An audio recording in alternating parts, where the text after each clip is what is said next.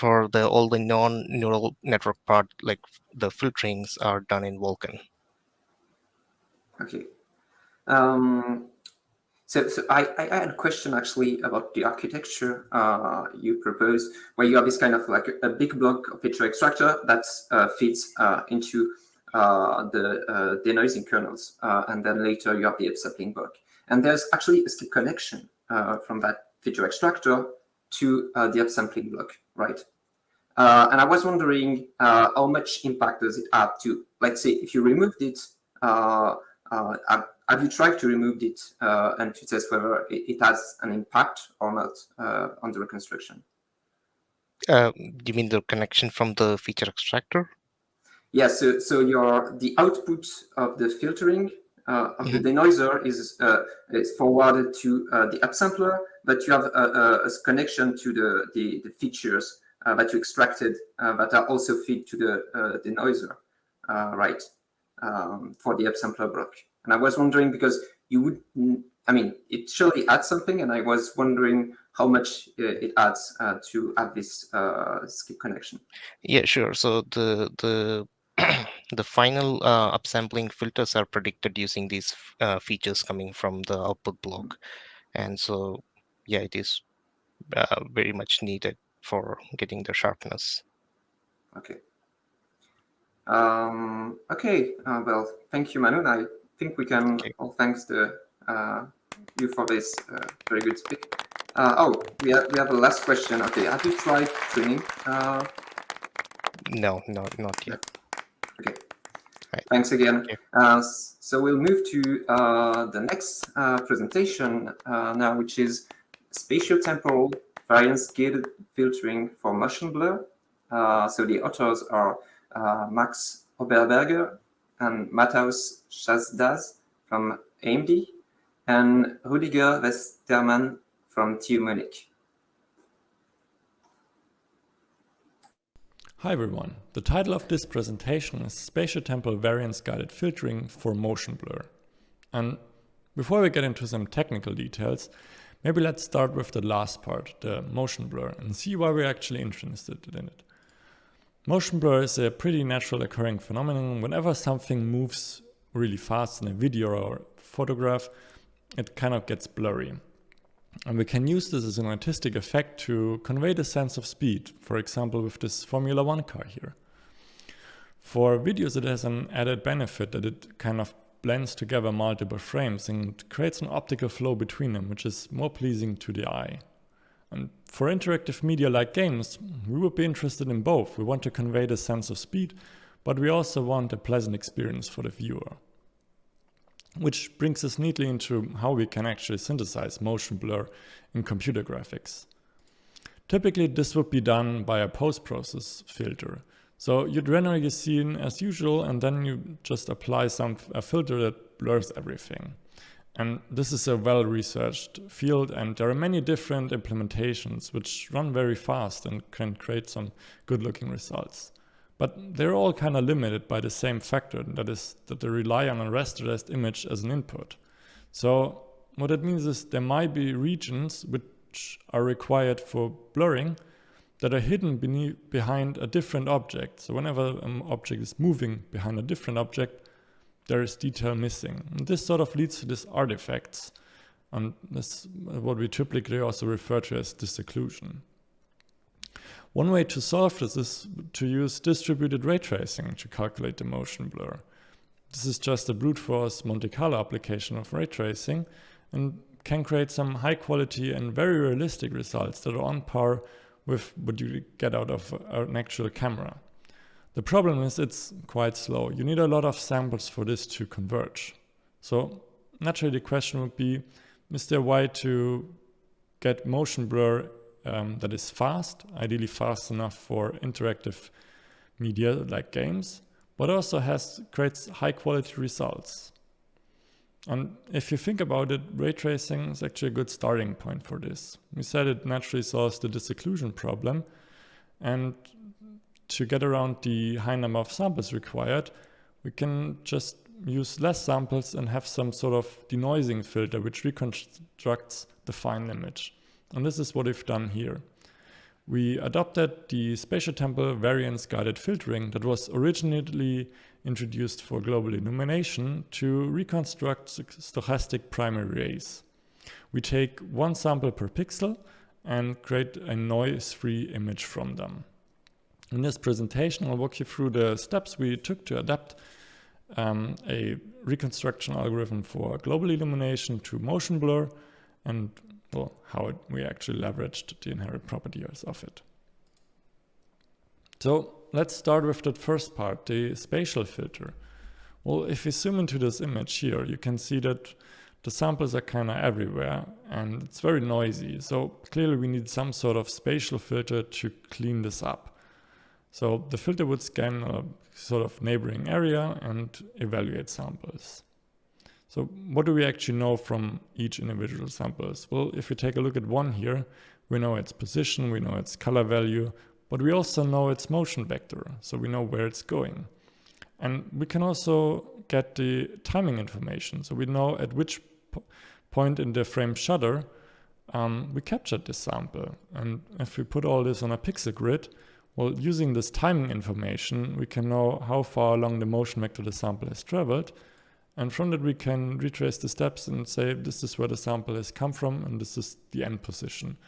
So we get this imaginary motion line of the sample. And clearly, every pixel that would be beneath this line should be influenced by this sample. Well, that's something that's really difficult to implement in parallel on a GPU. So instead of like writing our sample's information to multiple pixels, let's take a look at how we can combine information from multiple pixels into our current sample. So let's say we have this blue, we are evaluating this blue sample up here. We also have its motion vector and timing information, so we can calculate the same imaginary motion line. And if this motion line would touch a current sample, well, then the blue pixel should contribute its information to us. But we sort of want this decision to be non-binary, because intersecting pixels with this line is a bit difficult. What does count as an intersection, what does not? So instead, we just calculate the shortest distance to this line.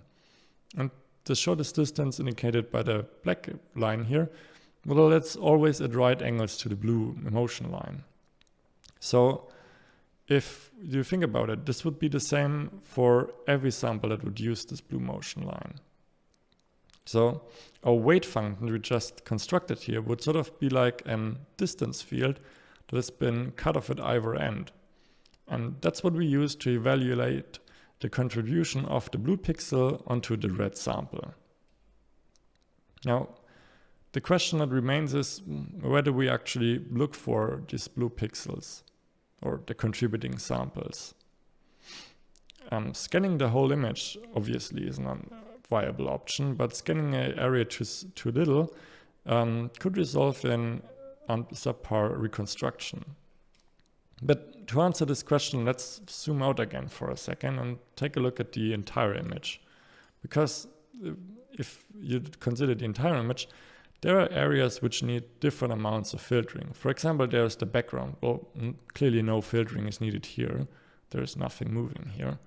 Then there are, for example, the legs of this drone. They don't really move that fast, so there's little filtering effort needed here. But then there's also the propellers, which spin quite fast. So we'd want to do more filtering up here or scan a larger area for contributing samples. And the way we can do this is via variance-guided filtering. So we want to determine the variance in our input signal and use it to guide our filter.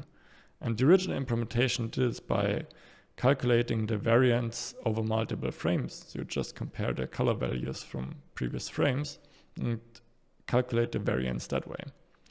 For motion blur, this is a bit difficult because, well, everything's moving, and reprojecting this noisy mess we have here is kind of difficult. So we need some sort of alternative. But we can actually leverage some properties of motion blur or stochastic motion blur, because this noise is caused by things moving. So we can just look at the motion vector, and wherever there is movement, there is noise. So what we can do is just scan a local area and see and compute the motion vector, the mean motion vector length, and if the length is non-zero, well, we'd expect there to be noise. That's exactly what we found. Is if we compute the mean length, well, it's 0 for everything that isn't moving. It has a lower value for parts that are moving slow, and has a higher value for the rotating blades. So exactly what we wanted. And we can use this information to create a search window in which we look for contributing samples. And we use the motion vector length to determine the length of this search window, but we can also compute the mean direction of this motion vector and rotate this entire search window to better align with the samples we're looking for. And we can also get the variance we find in these directions. For example, if you're on a curve, well, the motion vectors aren't going to align with each other. So there's some variance in this mean direction, and we can use it to broaden the search window so that we find some samples that are in this curve segment. So now we know how we can weigh the samples and where to look for them. But there's also this temporal part which is still missing. If we go back to our input, we can see that there's a lot of areas where there's actually no sample of a moving object. So that would indicate there is some detail missing that isn't actually contained in this input. This would be detail that we couldn't reconstruct, which is, well, bad for quality. So what we want to do is we want to leverage information accumulated over multiple frames to basically fill in these gaps. What this requires us to do is to reproject a frame from our history buffer, so basically the last frame, onto a current frame. And for motion blur, I alluded to before that this is a bit difficult. So let's first look at how this would normally be done for a non-stochastic input. Typically, you have your current sample here. You would take your motion vector that brings you back to where this pixel would be in the last frame. You take a look at your history buffer, and then you do some sort of consistency checks, for example, compare the normal vectors to ensure that what you found in your history buffer is actually what you've been looking for. For motion blur, this is a bit difficult because the sample in the last frame may not even be from the same object and still be valid in this case. So geometric or in general typical consistency tests don't really work. One thing we could check is if we back projected our current sample to the previous frame, well, then the previous frame should forward project to our initial position. And if that's the case, well, we found a valid sample. The problem is, what if that isn't the case? And what we came up with is an iterative search algorithm to refine the position of this blue sample here in our history buffer to one that matches with our red initial pixel. The way we do this is, instead of saying that blue should forward project perfectly onto red, we say that it should meet at the halfway point. So we take half the motion vector of each, and obviously they still not match up. But what we can do is we calculate the error between these two and use this error vector here to refine the guess or the position of the blue sample. And now we can take the half motion vector again, compare them, and if there's still some error, we can do this as many times as we want until we're satisfied with the results. So how does this look in practice? Well, here is one reprojection step. So basically we just say we go back in time and we forward project, and if they match up, they are valid. And if they're not valid, we'll color them in pink. So as you can see, most of the frame is pink here. But if we do just one of these iterations that I just explained, well, we can reproject a far greater area, basically the entire frame. And now that we have all of these samples from a history buffer, we can just add them into our spatial filter so they get combined into our final output. So now if you've seen all of the individual components, let's look how we can put them together. So we start with a ray traced input, and we calculate the variance estimate from it. And we put the color values through a pre-filter that sort of cleans up an initial bit of the noise. Then comes the first spatial filter, which is obviously guided by the variance estimate. And one thing we do here is we split the moving parts of the image from the non-moving parts. Because if we blur everything that's moving, we don't want to blur any of the static geometry in the background as well, not to retain every detail we can. So we split them into two different textures and filter them individually. Then we reproject our history buffer and add all these samples from the last frame. And I alluded to before, we have the search window, but if the motion vector is quite large, the search window when we look for samples can be quite large too. So we scan the search window in a hierarchical manner. So there's still some work to do on our moving samples.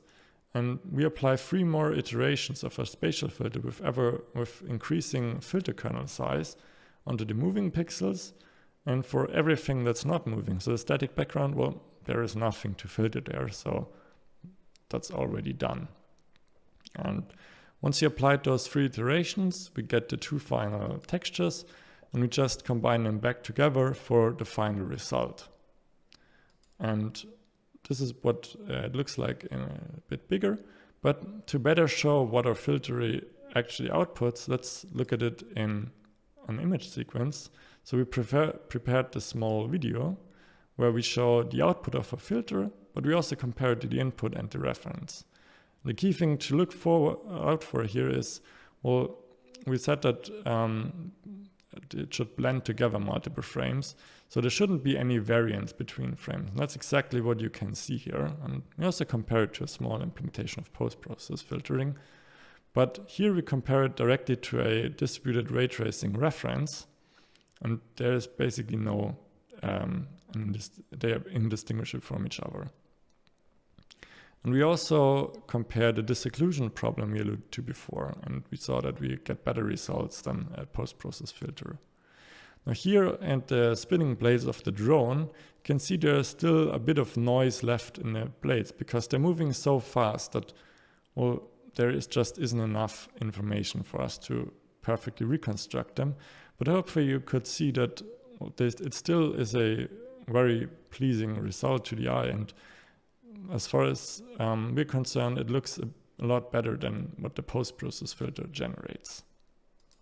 But we also took a more scientific approach to evaluating the filter, and we again compare it to a distributed ray tracing output with 4096 samples, and we used the difference evaluator flip to compute an error metric. And what we found is that for basically every test scenario, we have a few areas where there are slight errors, but for the most part, we pretty much match the reference output. But there are some areas where there could be improvement. For example, our filter tends to overblur certain areas, as you can see with the fine details here on the table, as compared to the reference output.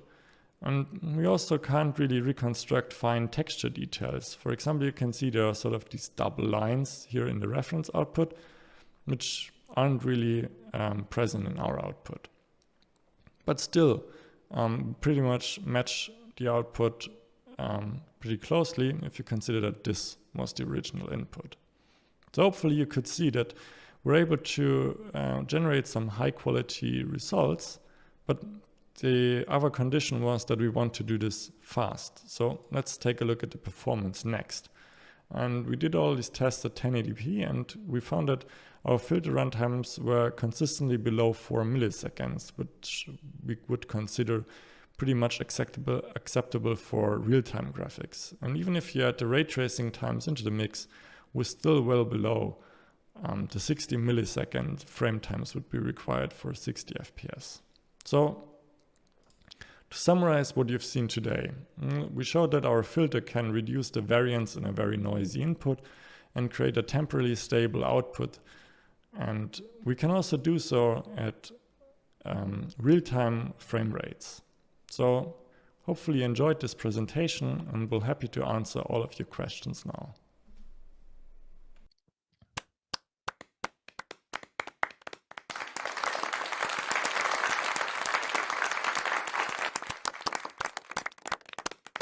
Thanks for the presentation. So yes, I remind you, you can post your question on the board or step to the mic if you want to ask a question. While we wait for question. I have a couple actually. It looks to me, I'm curious, what kind of actually random sequence per pixel do you use to generate your path traced renderings? You mean for the time values, right? Yes, exactly. Okay. What is it called? We tried a couple of them, but they're all like pseudo-random. Nothing like real pseudo-random number generators. Nothing that does I tried to remember the name. We have it. I think we have it on our paper. Okay. So did you try to use like the blue noise detected sampling, for example, that could help distribute the error so that it will be even okay? Because we did nothing to the path trace or the ray tracing input. We just used random values for the time and just saw the output of the ray tracing stack as the given, the not to be touched, and just used the output from that to do our filtering. Okay. In my experience, like adding this little step just helps a lot the denoiser.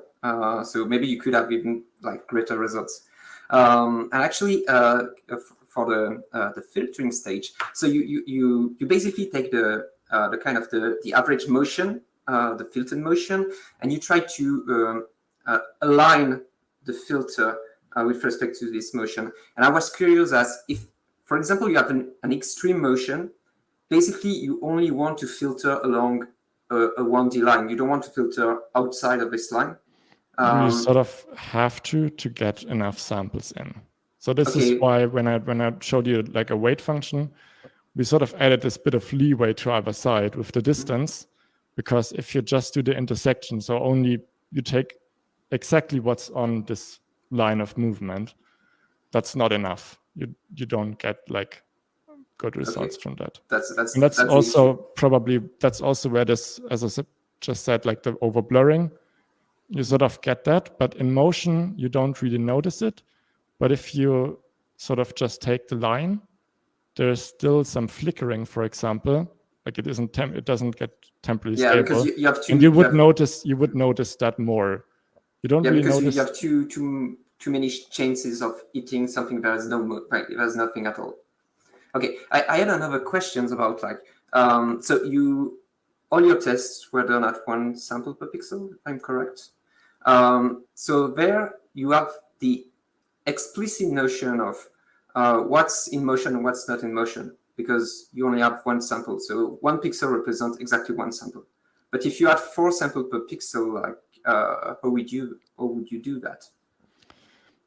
We thought about it, and we would probably need them either pre-separated. So if you accumulate them before, you would have to have 2 results, like all the samples that have moved, all the samples that haven't moved, or just give all samples directly. Like do not accumulate them at all, just have, like, for example, 4 buffers with 1 sample each. Okay, I see. Because we cannot distinguish. If we split the moving from the static, we cannot distinguish if they're all pre-meshed up. Exactly. Okay, so I don't see any question there. I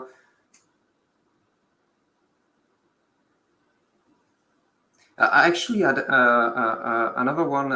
I mean, it's like more like kind of an broader area question. In the paper, you mentioned that like for shadows, basically, since you don't have motions, it's very hard for you to be able to filter along that time. Do you have ideas of direction where you could go to solve this issue? You would also probably need the shadow rays or the information from the shadow rays as a separate input. Because if you just do secondary rays or whatever and just have the shadow baked into your color value, well, there is no way to separate them again for the filtering, because if something moving from shaded to in light, well, the shadow doesn't move with the object. But in our case, it would. So we would just blur that shadow. You wouldn't have like a hard line. So you'd need to have the shadow as like a separate input. But it also gets difficult because, well, you need some reconstruction filter for the shadow again. we thought about it, and it sort of gets complicated combining this with any secondary ray effect. Like reflection is the same thing. If a glossy sphere moves, the reflection stays perfectly sharp. So it's difficult to integrate this with secondary rays. You would have to probably do what we did,